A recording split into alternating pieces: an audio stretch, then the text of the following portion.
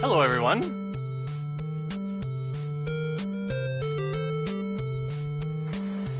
I'm assuming I'm live here. Welcome, everyone. This is Shadowgate, a great little point-and-click adventure on the NES. The world record for the normal speedrun of this game is a little over 11 minutes, but with a series of glitch exploitation, which I'm going to try and talk about as we go through this as quickly as possible, we're going to see how we can beat this game in under 5 minutes. It may not take... we might be just over 5 minutes in this run, but we'll see. Hi everyone, and welcome. So let's jump right in and see what this looks like. Okay, we're ready to go. 3, 2, 1, go! So we start at the entrance here. A lot of the speed tech in this game mostly revolves around getting to know how the menus work and trying to get through them as quickly as possible. One of the big difficulties in this game is that if you try and press the A button on a text box and you're still holding the D-pad, the A button won't register, so you have to let go of the D-pad before you charge your inputs, basically. So it makes the whole process that much more challenging. You have to be very careful when you target this book to open it. If you are a little bit off, it's going to think you're... I don't know exactly why, but it's going to open the floor under you. Same thing as if you try to take the book. But when you use the open command, you have to be kind of accurate with where you land. Here we don't need the sword, because unlike in the glitchless speedrun, we're only knocking the Cyclops down once. When you have to knock him down twice, it's better to just put the sword in him, and then he doesn't pop back up. It's great. We're going to be able to skip a lot of things. I believe there are 3 major glitches or exploits, or just things that are really good as a result of programming oversights, essentially. Here I'm taking 3 stones when we only need 1. The reason is so that all of my upcoming necessary items are going to be all on the same page of the menu, so that we don't have to do as much menuing, which is great. In the speedrun, we need all 3 of these gems. Here, we only need the white gem for the glitch speedrun. So we'll back out right away.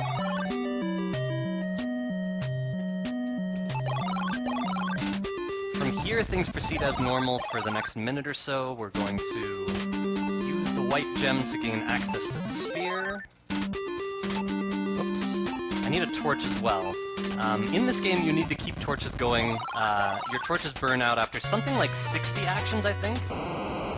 And if that happens, you just die. Because it's like too dark to walk around and you run into something. In this room, we're fine as long as we take the shield first. And you can't stay in here for too long. If you try to take all the things, even though you have the shield, the heat will overpower it eventually, so you have to actually leave in between takes. But that's all we need, just the shield, hammer, and spear.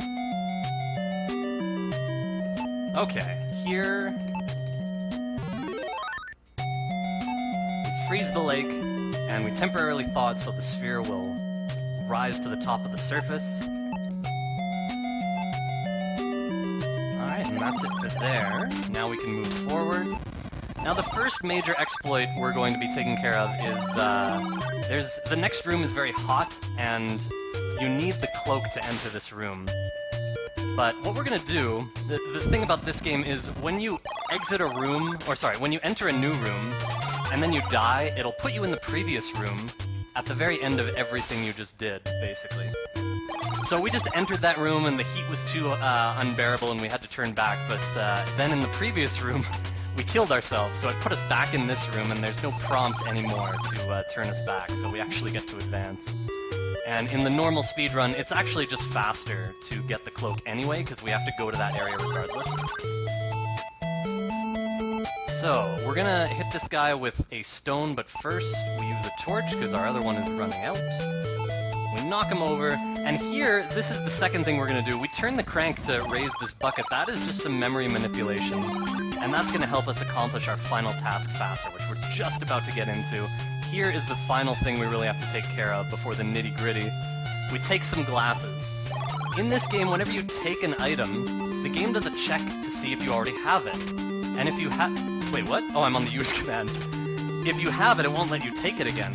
For whatever reason, the glasses does not have this check on it. It's the only item in the game that doesn't have it. As a result, you can take glasses infinitely from your inventory and it'll just keep giving them to you. So what does this do for us? Well, your inventory has a finite size. And once we overflow our inventory, we can access all sorts of memory addresses in the game.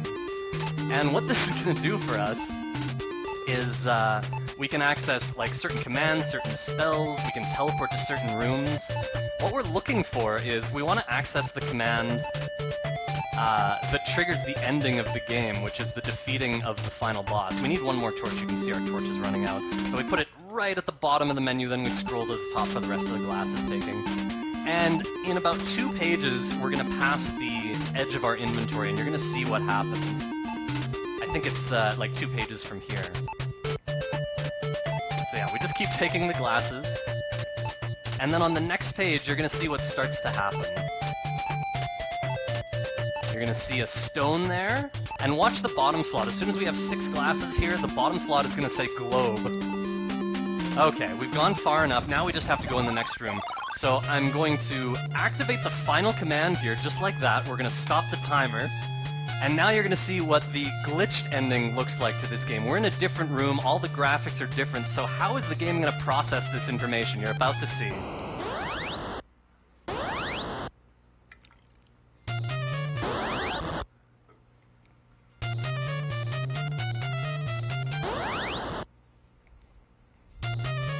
So all sorts of graphics are scrambled, duplicated, the game doesn't know what to do, and watch this transition into the last room right here. A little bit laggy, some things get blacked out, but technically we did beat the final boss, and so this is, I mean, it's sort of a variant on a wrong warp, but it certainly qualifies as its own category, and for anyone who played Shadowgate as a kid, I think this is a really enjoyable way to see what can happen with this game, so that's Shadowgate Glitched. Hope you enjoyed this, everyone, and hope you're having a wonderful time with Retrothon. Plenty more to come. Stay tuned.